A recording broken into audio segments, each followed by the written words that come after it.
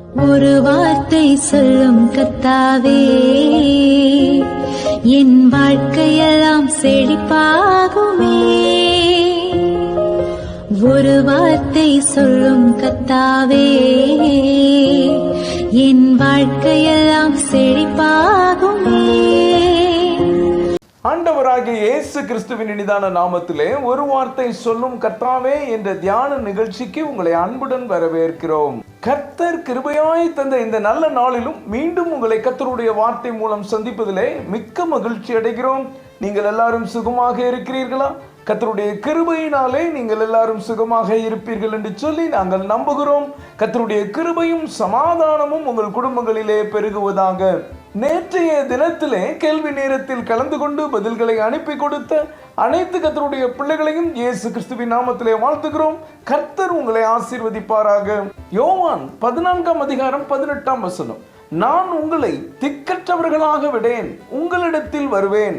கிறிஸ்துவுக்குள் மிகவும் அன்பான தேவனுடைய பிள்ளைகளே, கர்த்தர் இந்த நாளிலும் உங்களை பார்த்து, என் அன்பு மகனே, என் அன்பு மகளே, நான் உங்களை திக்கற்றவர்களாக விடேன், உங்களிடத்தில் வருவேன் என்று சொல்லுகிறார்.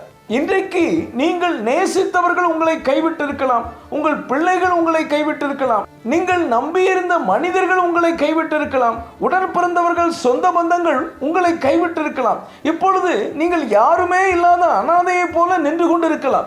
யார் உங்களை கைவிட்டிருந்தாலும் உங்களை கைவிடாத ஆண்டவர் இயேசு கிறிஸ்து இருக்கிறார் என்பதை மறந்து விடாதீர்கள். இன்றைக்கு உங்களை பார்த்து நான் உங்களை திக்கற்றவர்களாக விட்டேன் என்று சொல்லுகிறார். கவலைப்படாதீர்கள், தைரியமாக இருங்கள். நீங்கள் ஆண்டவருடைய பிள்ளை. ஆதியாகமம் 21:17 நாம் வாசிப்போம். தேவன் பிள்ளையின் சத்தத்தை கேட்டார்.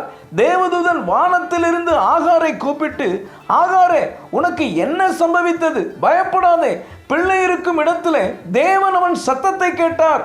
ஆபிரகாமின் மனைவியாகிய சாராள் ஆபிரகாமிடம் இந்த அடிமை பெண்ணையும் அவளுடைய மகனையும் புறம்பே தள்ளும் என்று சொல்லுகிறார். இந்த வார்த்தை ஆபிரகாமுக்கு மிகவும் துக்கமாயிருந்தது. ஆனாலும் ஆபிரகாம் அதிகாலையிலே எழுந்து ஆகாருக்கும் அவனுடைய மகனுக்கும் தேவையான அப்பத்தையும் தண்ணீரையும் தோளின் மேல் வைத்து அனுப்பிவிடுகிறான். ஆகாருக்கு எப்படி இருந்திருக்கும்? கொஞ்சம் யோசித்து பாருங்கள். அவளுடைய புருஷனே துரத்தி விடுகிறான். இனி அவ்வளவுதான், தனியாக வாழ்ந்தாக வேண்டும். மிகவும் துக்கத்தோடு வனாந்திரத்தில் எங்கே போவதென்று தெரியாமல் அவள் நடக்கிறாள். அவள் துருத்தியில் இருந்த தண்ணீர் காலியாகிவிட்டது. குடிக்க தண்ணீர் இல்லை. பிள்ளையை ஒரு செடியின் கீழே விட்டுவிட்டு அவன் சாகிறதை பார்க்க மாட்டேன் என்று சத்தமிட்டு அழுகிறார். பிள்ளையும் அழுகிறது. இந்த சூழ்நிலையில் தேவன் பிள்ளையின் சத்தத்தை கேட்டார். தேவ தூதன் இறங்கி வருகிறான். அவள் இருந்த இடத்திலேயே ஒரு துறவை கர்த்தர் காண்பிக்கிறார். அவளும் பிள்ளையும் குடிக்கிறார்கள். அவளுடைய மகனாகிய இஸ்மவேலை பெரிய ஜாதியாக்குவேன் என்று வாக்கு கொடுக்கிறார். கர்த்தர் இஸ்மவேலோடு இருந்தார், அவனை ஆசீர்வதித்தார். எனக்கன்பான தேவனுடைய பிள்ளைகளே, ஆபிரகாம் ஆகாரை கைவிட்டு விட்டார். ஆனாலும் கர்த்தர் ஆகாரை கைவிடவில்லை, திக்கற்றவளாக விடவில்லை. ஆகாரையும் அவளுடைய மகன் இஸ்மவேலையும் கர்த்தர் ஆசீர்வதித்தார். இன்றைக்கு நீங்களும் ஆகாரை போல வனாந்திரத்திலே வழி தெரியாமல் இருக்கிறீர்களா? உங்களுக்கு ஒரு வழியை கர்த்தர் காண்பிப்பார். உங்களை ஆசீர்வதித்து பெருக பண்ணுவார். அவர் தம்முடைய பிள்ளைகளை ஒரு நாளும் திக்கற்றவர்களாக விட மாட்டார். 1 ராஜாக்கள் 17:6 நாம் வாசிப்போம்.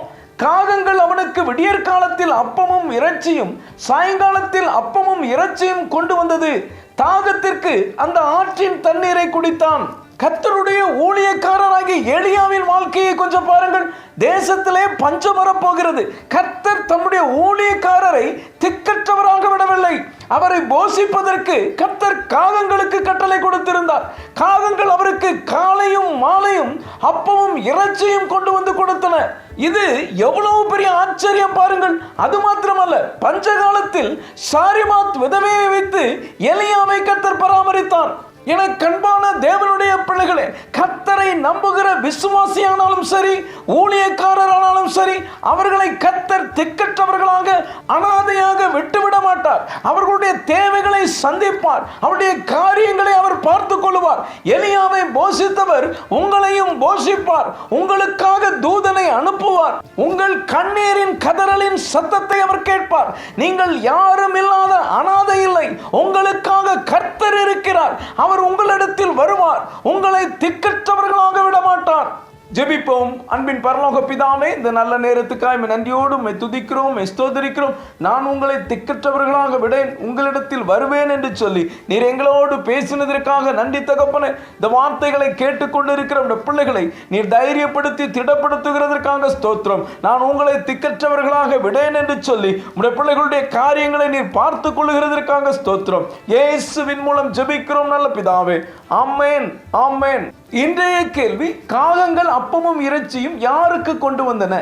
ஏ யோவான் ஸ்நானகன், பி எலியா, சி எலிசா, டி யோனா. இந்த கர்த்தருடைய வார்த்தை உங்களுக்கு ஆசீர்வாதமாக இருந்திருக்குமே. ஆனால் தயவு செய்து லைக் பண்ணுங்கள். உடைய நண்பர்களுக்கும் உறவினர்களுக்கும் வாட்ஸ்அப்பில் இருக்கிற அனைத்து குழுக்களுக்கும் அனுப்பி கொடுங்கள். தொடர்ந்து நம்முடைய RCM மிஷனரிமார்களுக்காக, குஷ்டரோகிகளுக்காக, விசுவாசிகளுக்காக, ஆதிவாசி குழந்தைகளுக்காக ஜெபித்துக் கொள்ளுங்கள். கர்த்தர் உங்களையும் உங்கள் குடும்பத்தின் பிள்ளைகளையும் ஆசீர்வதிப்பாராக.